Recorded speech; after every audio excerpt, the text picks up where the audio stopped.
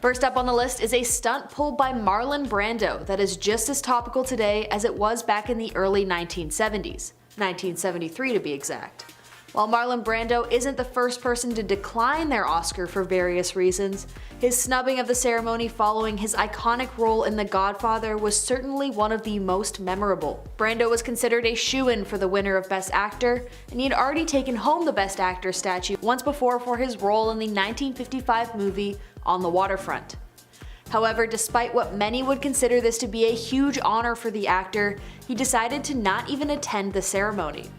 Instead, he sent Native American actor and activist Sahin Littlefeather on stage to decline the award on his behalf. He did it in protest of the way that Native Americans have been treated in the United States.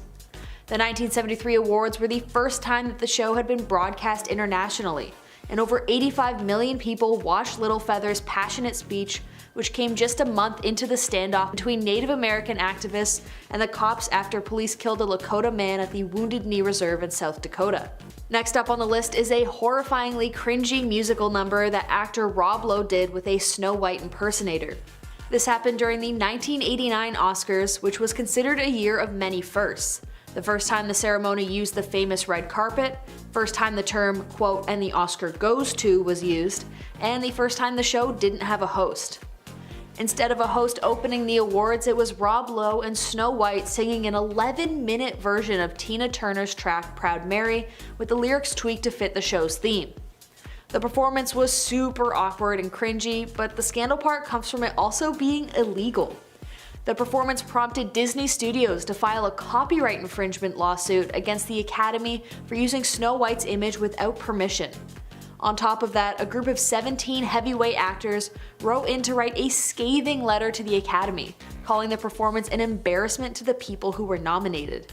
Yikes. Next up on the list is the 1974 Academy Awards ceremony, when an English teacher named Robert Opel stripped down and ran on stage while Elizabeth Taylor was being introduced for an award. So Robert ran on stage completely naked and sprinted around for a bit. After the stunt had occurred, the host at the time quipped, quote, "Well, ladies and gentlemen, that was almost bound to happen. But isn't it fascinating to think that probably the only laugh that man will ever get in his life is by stripping off and showing his shortcomings?" Luckily for Opel, he was able to evade arrest, probably because everyone thought the stunt was hilarious. Instead, he was invited backstage to explain himself. Turns out the streaking was part of Opel's commentary on the way society has become too conformist. Opel, who owned a Los Angeles gallery known for showcasing homoerotic art, also streaked at the Los Angeles City Council meeting. Next up on the docket is the time that Bjork made international headlines for her bizarre and iconic dress at the 2001 Academy Awards ceremony. While the dress certainly made a statement on its own, the quirky artist took it one step further by pretending to lay an egg on the red carpet. She had a bunch of ostrich eggs and she just left them all over the red carpet, and reportedly also left one in the women's bathroom while inside the ceremony. Her outfit was so memorable that it is now a part of an exhibit at the Museum of Modern Art. Next on the list is the Oscars that took place in the year 2000. After winning Best Supporting Actress for her role in Girl Interrupted, Angelina Jolie and her brother James Haven shocked the crowd super uncomfortably when they locked lips at the Vanity Fair after-party. During her acceptance speech for the role, Jolie shouted out her brother with the equally uncomfortable line, quote, "I'm in shock and I'm so in love with my brother right now. He just held me and said he loved me, and I know he's so happy for me, and thank you for that." The kiss immediately sparked headlines, which Jolie called pathetic. She later said that the siblings had been visiting their mother, who had cancer, in the hospital that day, and the kiss and declaration of love had just been part of her reaction to the day's emotional ups and downs. Next on the list is the 2003 Oscars, and more specifically when Michael Moore took to the stage after his win for the Best Documentary category. While we've all heard the music start to kick up when the acceptance speech goes on for a tad too long, Michael Moore was well within his time slot when he had to be cut off. That's because, like the political commentator he is, he directly attacked George W. Bush for the unnecessary invasion of Iraq. Quote, "We live in a time where we have a man sending us to a war for fictitious reasons. Shame on you, Mr. Bush, shame on you." He was met with boos from the audience and was quickly played off stage. Ironic, honestly, especially when Michael Moore was criticizing presidents long before it was okay to do so, and the same people who booed him off stage ribbed future presidents at other award shows. Just shows the shallowness of the whole thing. Next up is the 2015 Oscars, when John Travolta hopped onto the Oscar stage to introduce Idina Menzel, who voiced Princess Elsa in the Disney Frozen movie. People were obsessed with Frozen during this time, and it instantly became a classic in the Disney canon. The Frozen song Let It Go had been nominated for Best Original Song, which meant that Idina would be performing the song for the ceremony. When John Travolta was set to introduce her, he inexplicably said, quote, "The wickedly talented, one and only Adele Dazeem." Travolta later said that seconds before he was set to go on stage, he ran into Goldie Hawn and missed the announcement that the producers had changed the spelling of Menzel's name on the teleprompter to a phonetic version that was supposed to be easier to pronounce. Luckily, Menzel was a pretty good sport about the whole thing. She reunited with Travolta at the next year's ceremony. Next up is the infamous 2017 Best Picture announcement mix-up. At the very end of the ceremony, Faye Dunaway and Warren Beatty took to the stage to reveal the night's big-ticket Best Picture winner. All was going smoothly until Beatty went to read the winner. He looked noticeably confused, and some wondered if he was having a hard time seeing the teleprompter. He held the card out to Dunaway, who assumed he was changing up the script and allowing her to read out the winner. She announced La La Land, and the cast and crew filed on stage to celebrate. Backstage, Academy accountants from PricewaterhouseCoopers sprung into action and alerted production that the wrong envelope had been given and that Moonlight actually had won Best Picture. Stage managers scurried on stage to correct the gaffe. So what happened? Turns out Beatty had been handed an extra Best Actress envelope, which had gone to Emma Stone from La La Land, instead of the one labeled Best Picture. A production error earlier in the day meant that they had run out of time to rehearse the last few awards prior to showtime, which could have contributed to the mistake. Oopsies.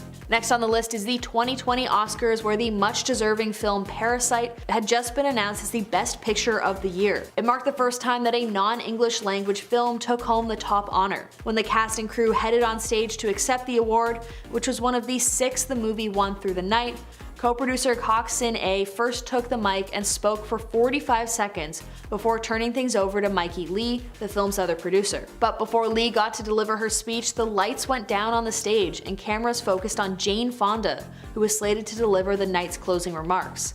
The audience was instantly outraged, and stars like Tom Hanks and Charlize Theron, who were sitting in the front row, started chanting "Up, up" to persuade the showrunners to turn the attention back to Parasite. Luckily, the cheers worked and Lee was able to deliver her remarks, but it didn't stop tons of outrage from coming out in reaction to the rude dismissal. And now, finally, we come to the Oscars that were literally just held a few days ago with another big scandal. As Chris Rock took to the stage to present the award for Best Documentary, the comedian made a few jabs at Hollywood and its actors. One such jab was toward Jada Pinkett Smith, who suffers from alopecia. Basically, it was a joke aimed at her being bald, to which Jada's husband, Will Smith obviously, rushes the stage and slaps the words right out of Chris Rock's mouth. Chris was obviously super shocked, and Will Smith sat back in his seat but shouted back at Chris not to talk badly on his wife. Everyone in the crowd was super stunned, obviously. A fight has never broken out on the Oscars stage before. And it was just super sweet chicken soup for my middle-class soul. And at number 10, Bradley Cooper and Lady Gaga.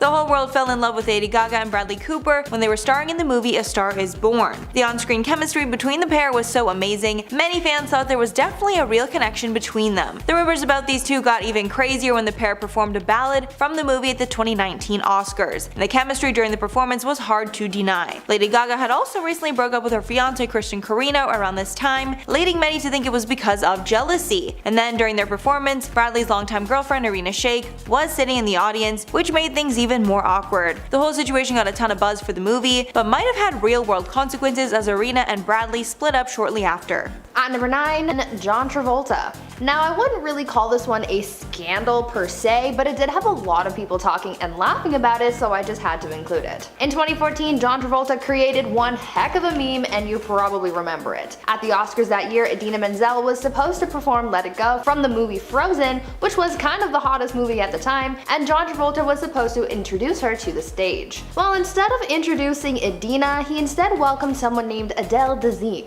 Gorgeously empowering song, Let It Go, from the Oscar-winning animated movie Frozen. Please welcome the wickedly talented one and only Adele Dazeem. This mishap was incredibly embarrassing for both parties, as it created memes within minutes and was even the subject of a John Travolta name generator where it would scrabble your name like Adele Dazeem. Even though it was super cringy, there's actually an explanation for the whole unfortunate ordeal. According to John, Idina's name had been changed on the teleprompter at the last minute so that it was spelled phonetically because they didn't want to risk him messing it up. John hadn't rehearsed with the name spelt like that, so rather than the change help him out, it actually just made things so much worse, and Adele Dazeem was born. And at number 8, Jennifer Lawrence. This is one you know we had to include. Jen is known for her quirky and down-to-earth personality and not taking herself too seriously. She's also quite the klutz, which she proved after she tripped while walking up to the stage to accept her Oscar for Best Actress in 2013. After she got up to the stage, the crowd gave her a standing ovation, and she said, quote, "You guys are just standing because you feel bad that I fell, and that's really embarrassing." And this isn't the only time that Jennifer has fallen. She actually fell at the Oscars again while on the red carpet a few years later. This Oscars klutziness has caused some to think she's just faking it all for press. At number 7, Hattie McDaniel. Back in 1940, legendary actress Hattie McDaniel was nominated for an Academy Award for her work in Gone with the Wind, and she actually ended up winning the Oscar. However, because of segregation at the time, she was almost unable to accept the award because she was black, and they almost didn't let her attend the ceremony. Back then, the venue where the award ceremony was held was a whites-only establishment, so people from the studio that made the film had to pull a lot of strings to get the actress in the building, and even then she wasn't allowed to sit with the rest of the cast of Gone with the Wind. Instead, she was seated in the far corner of the venue away from everyone else, but as long as she was there and able to accept the award, that was enough. She made history that night and caused scandal, but it just showed Hollywood that racism will never win. And at number 6, Eminem. In 2003, the Oscars category for Best Original Song was jam-packed with big contenders, including the fan-favorite Eminem track Lose Yourself from 8 Mile. Lose Yourself actually ended up winning the award, and nobody was more shocked than the rapper himself. After he won, Eminem did not get up on stage, and one of his other collaborators accepted the award on his behalf, saying that Eminem was not able to make it that night. But the truth is that Eminem was so convinced he would not win the award, he didn't bother to show up. In an interview later, he was asked about that night, and Marshall admitted that he was actually asleep when it was announced that he won, which I'm sure the Oscars were not happy about. At number 5, Ryan Seacrest. This one is more of a personal scandal than a high-profile one, but I'm gonna tell you about it because my boy Ryan was super hurt by it. Imagine being invited to one of Hollywood's biggest events just to get kicked out moments after you arrive. Well, this is basically what happened to Ryan Seacrest, as he was invited to the Oscars award ceremony one year and was kicked out of the awards show shortly afterwards. According to Ryan, he was invited to the award show to provide the segue from the pre-show event to the main award show, which in itself is a pretty big honor, but after he completed his task, he went to go find a seat because he assumed that he would be staying for the rest of the show, but unfortunately that wasn't the case. While he was looking for a seat, he was approached by the event's ushers and managers and was told, quote, "Mr. Seacrest, your car is ready." He was a little confused and was like, no, what do you mean? I just opened the show," to which they replied with, quote, "We don't have a ticket for you, Ryan." He continued recounting that experience, saying, quote, "They put me in a car and they drove me out, and the next thing I know, I'm on Hollywood Boulevard going away from the Oscars, and the LAPD are on the corner, the windows down, and they say, 'Hey Ryan, you're going the wrong way,' and I say, 'No, I'm going the right way.' They sent me home to watch on television like everyone else." He was pretty butthurt about it and maybe still holds a grudge for that, but at least he was able to get comfy at home. And at number 4, the 1974 Oscars streaker. This one's a little less known, but since most award shows are live broadcasts, it's understandable that some people might try and take advantage. That's exactly what happened at the 1974 Oscars when a man decided to run naked through the broadcast. The man even flashed a peace sign while he ran past the presenter, David Niven. Niven was hardly fazed and responded by saying, quote, "Well, ladies and gentlemen, that was almost bound to happen, but isn't it fascinating to think that probably the only laugh that man will ever get in his life is by stripping off and showing his short shortcomings. And honestly, probably the shadiest thing that I've ever heard. At number 3, Sean Penn. Actor Sean Penn got into a bit of a scandal at the 2015 Academy Awards. The actor was announcing the award for Best Picture, but before reading the name of the winner, Alejandro G. Iñárritu, he made a joke that definitely did not land and actually offended quite a few people. Before announcing Alejandro as the winner, Sean joked saying, quote, "Who gave this son of a B a green card?" Sean's joke was seen as highly offensive and racist because of Alejandro's background, as one person online explained, quote, "Struggles people endure for immigration justice are not punchlines." As Alejandro is Mexican, the joke definitely was uncalled for and inappropriate. Some defended Sean, saying that he had only made the joke because they had been friends for about a decade, but others made the argument that, quote, "A director of color can't accept an Oscar without being the butt of a racist joke." The award show was supposed to be a scandal-free evening, but instead news outlets took to broadcasting Sean's offensive remark.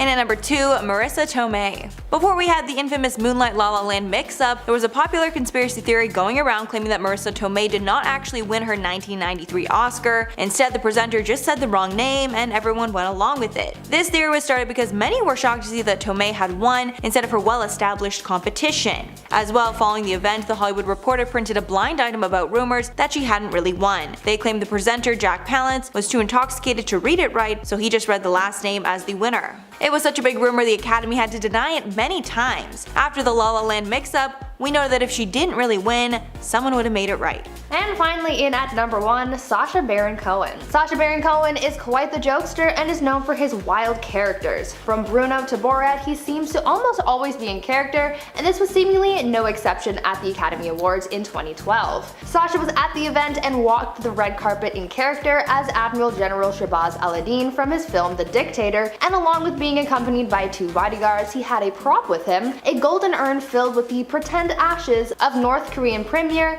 Kim Jong-il. While walking the red carpet, he stopped to be interviewed by Ryan Seacrest, and then this happened.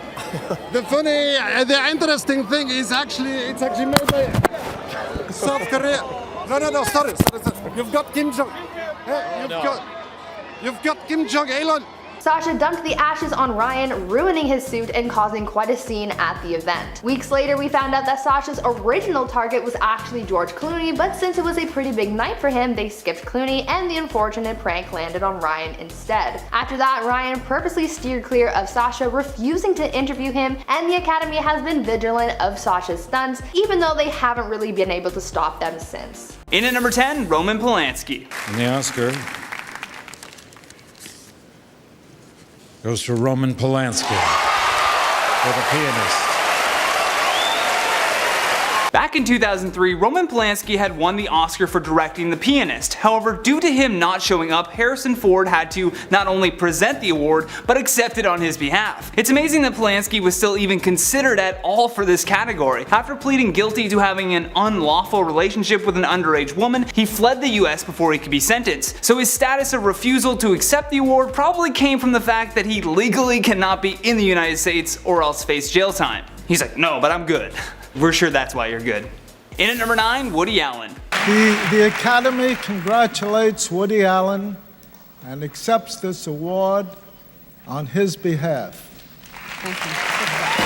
Woody Allen has won a total of 4 Oscars but has only attended the event once. That clip was from 1978 where Allen won the Oscar for directing Annie Hall, but due to his refusal to accept, they had to accept it on his behalf. The only time that Woody Allen touched the stage at the Oscars was in 2002. It was less than 6 months following the attacks of September 11th, and Allen wanted to tell the audience that the Big Apple was still a wonderful place to make movies. After the awards, Allen said, "I have no regard for that kind of ceremony. I just don't think they know what they're doing. When you see who wins those things or who doesn't win them, you can see how meaningless this Oscar thing is."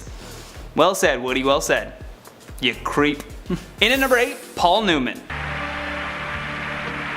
Ladies and gentlemen, accepting the award for Paul Newman, the president of the Academy of Motion Picture Arts and Sciences, Mr. Robert Wise.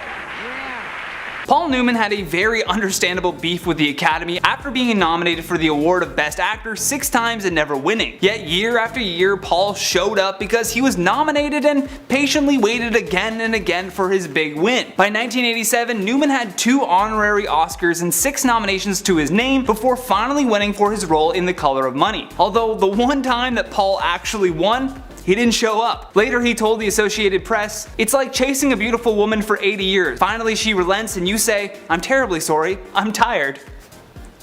I love these statements, like, damn. Again, I'll say it. Well said, Paul. Well said. In at number 7, Banksy. Here are the nominees for Best Documentary Feature. Exit Through the Gift Shop, Banksy and Jamie DeCruz. For those of you who don't know who Banksy is, he's an anonymous British street artist that is known around the world for his sometimes very political pieces. He's done everything from graffiti to full exhibits showcasing his work. A film was even made about him in 2010 called Exit Through the Gift Shop. It was a documentary that followed around some of the top street artists as they went through their process and tried to avoid the authorities while doing so. Banksy, being the anonymous character that he is, did appear in the film, but his face was hidden and his voice was altered to protect his identity. When the film was nominated for an Oscar, Banksy agreed to attend, with his only request being that they do not reveal his identity. Well, the Academy did not see the value in that and refused to accommodate his request. So instead of showing up to the Oscars, Banksy did what he does best. A couple days before the event, this mural suddenly appeared in Los Angeles. The mural equates the Hollywood elite to the Galactic Empire from Star Wars. And I just love the stormtroopers working the cameras while the Oscar statue is altered to appear in the image of a true artist. More specifically, a Banksy. In at number 6, Eminem. Goes to... Woo! The Oscar goes to Eminem, Jeff Bass, and Luis Resto for Lose Yourself. In 2003, the category for Best Original Song was jam-packed with big contenders. Eminem's Lose Yourself from the movie 8 Mile was against Burn It Blue from Frida, Father and Daughter from the Wild Thornberrys movie, The Hands That Built America from Gangs of New York, which had Bono writing on it, and I Move On from the movie Chicago. All of these had amazing musicians behind each track, to the point where even Eminem himself didn't think that he was going to win. Eminem thought the Oscars were just for actors, so number 1 he thought, why would I win this? And number 2 he thought, why would I show up for that? In an interview later on, he was asked about that night, and Marshall admitted that he was actually asleep when he won the Oscar. Instead, his co-writer Luis Resto had to accept the award on his behalf. In at number 5, Jean-Luc Godard. As you know, the master, unfortunately, can't be with us here tonight. For those of you who don't know who Jean-Luc Godard is, he's a very talented filmmaker from Switzerland that has been creating since 1950. In his early days as a film critic, Godard took aim at the way that mainstream French cinema had a tradition of quality, instead of focusing on innovation and experimentation. In late 2010, the Academy wanted to give Godard an honorary Oscar, although there was a slight issue. Jean-Luc never answered their calls, and when asked during an interview what this honorary award meant to him, Godard said, "Nothing. If the Academy likes to do it, let them do it. But I think it's strange. I ask myself, which of my films have they seen? Do they actually know my films?" And later on during that same interview, he was asked why he never attended, and to that, Godard said that he doesn't have a visa to fly into the US, nor does he want to apply for one, adding, "And I don't want to fly for that long."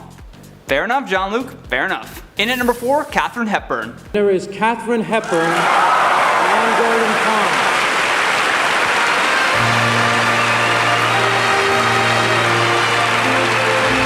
Oh, how I love that awkward moment during all of these Oscar win announcements where the presenter says the person's name and then there's no movement, and now they just have to awkwardly stand there as someone else comes up to accept it. Hepburn has hated the Oscars for most of her career. She has been nominated for 12 Oscars and won 4 of those, although every time she has chosen to avoid the night altogether. The only time that she decided to attend was in 1974. Katharine had been asked to present producer Lawrence Weingarten with a Thalberg Award, and during the ceremony though, Katharine said, "I'm very happy that I didn't hear anyone call out, 'It's about time.' I am living proof that a person can wait 41 years to be unselfish." I mean, you gotta give it up to this strong leading lady for that kind of commitment as well. In at number 3, Dudley Nichols. Unfortunately, I wish we could have some sort of clip for Dudley like we did with everyone else, but the reality is, Dudley is the OG of refusing Oscars. In fact, in 1935, he was the very first person to ever refuse the award. Dudley had won Best Screenplay for the film The Informer, a film about the Irish War of Independence. His reason for boycotting the event was over an ongoing dispute that Dudley had with the Academy and the Writers Guild. The LA Times even recorded that he tried to give back his award, like he was returning a pair of jeans. Eventually, he was able to return the award, and with it he attached a note. The note said, "It would be to turn my back on nearly 1,000 members who ventured everything in the long drawn out fight for a genuine writers organization."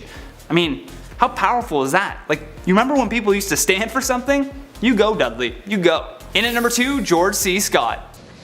Oh my god. The winner is George C. Scott.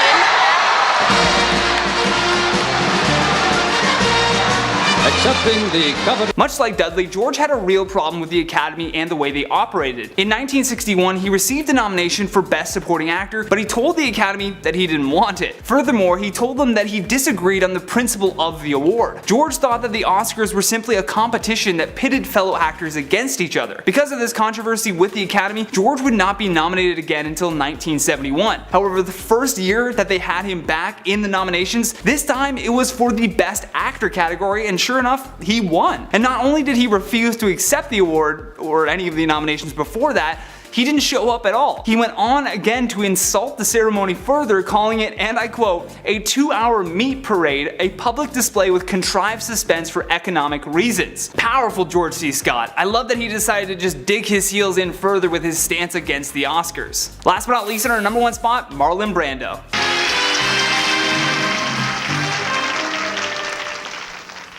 Hello, my name is Sasheen Littlefeather. I'm Apache.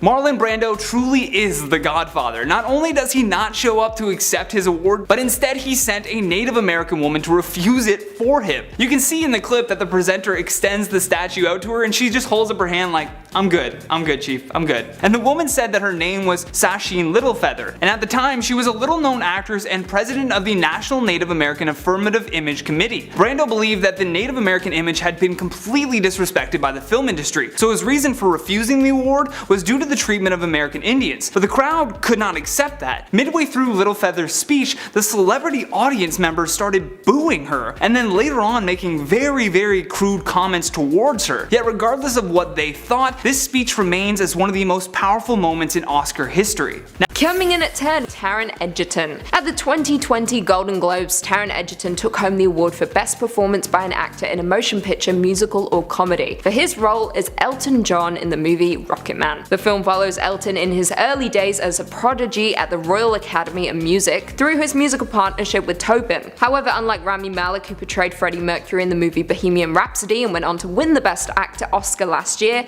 Egerton didn't even receive a nomination. Coming in at 9, Willem Dafoe. Dafoe is a legendary actor with 2 Oscar nominations under his belt for both At Eternity's Gate and the incredible Florida Project. However, his quest for a 3rd Oscar nod has been halted during a time when most were expecting him to at least get a chance to claim the big prize. Dafoe starred last year in the horror movie The Lighthouse, which followed 2 lighthouse keepers who start to lose their sanity when a storm strands them on a remote island where they are stationed. The movie received universal acclaim, with critics highlighting the performances of both leads, Dafoe and Robert Pattinson. However, sadly the Academy didn't feel the same way and snubbed the talented actor.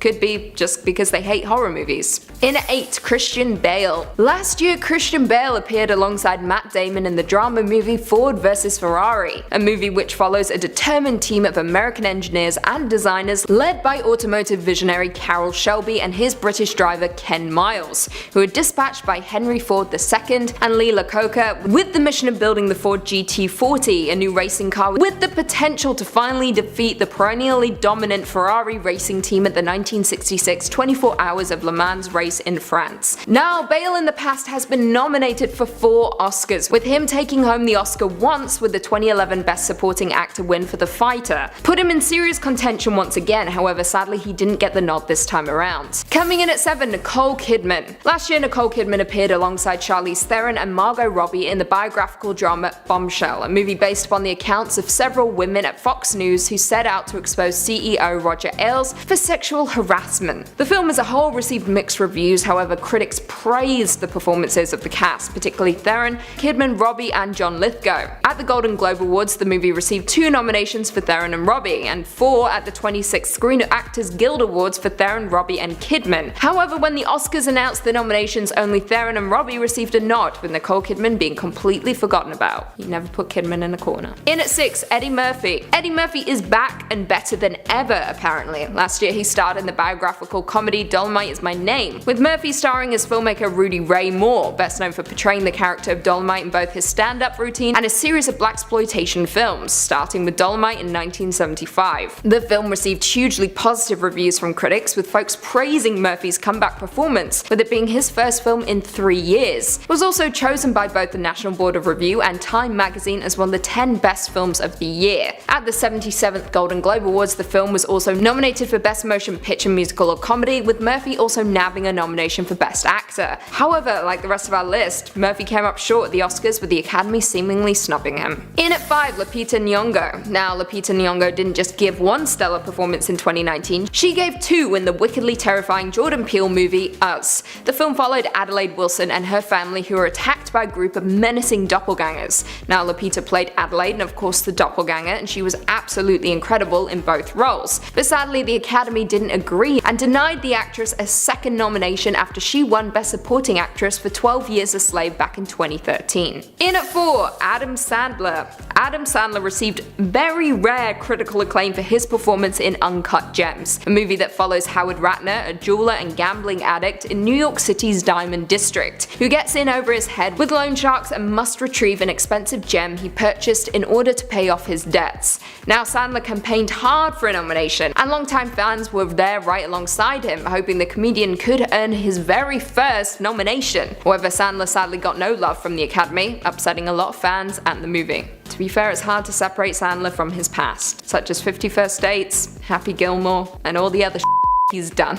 In at number 3, Awkwafina. Now, this one is the most frustrating in my opinion, because how do you go from winning a Golden Globe to not even getting nominated for an Oscar? I just don't understand it. It reminds me of the time the Queen, Madonna, won the Golden Globe for Evita and then was snubbed for the Oscar when we all know she should have been nominated and should have won.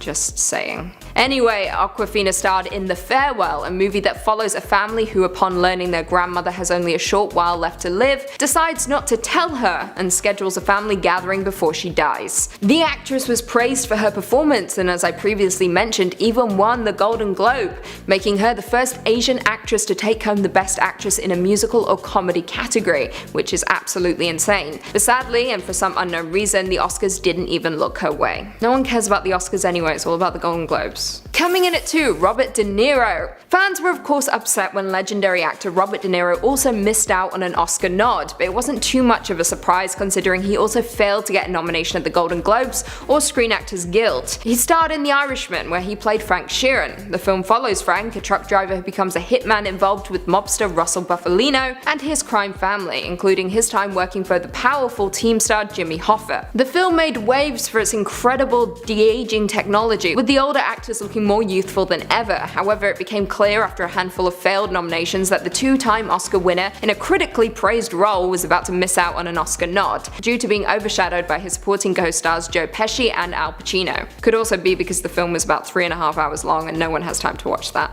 And finally coming in at number 1, J-Lo. It was widely predicted that Jennifer Lopez was going to receive a Best Supporting Actress nomination at the Oscars, as she did at the Golden Globes. The actress was of course nominated for her performance in Hustlers, where she played a stripper named Ramona Vega, with the plot following a crew of strippers in New York City who begin to steal money by drugging stock traders and CEOs who visit their club, and then running up their credit cards. J-Lo is absolutely phenomenal in this movie, with the actress even bringing home Screen Actors Guild, Critics' Choice and Golden Globe nominations. However, the Oscars turned a blind eye to the star's performance and snubbed her, with outcry immediately pouring out on social media. Lopez's snub particularly upset Tyler Perry, who said, I quote, "I'm upset, man. J-Lo didn't get nominated. Are you kidding me? She should have gotten nominated." I honestly couldn't agree more. Hustlers was by far one of my favorite movies of 2019, and that is saying something. I honestly thought it was going to be and it was one of the best things I've ever seen. And J-Lo needs an Oscar.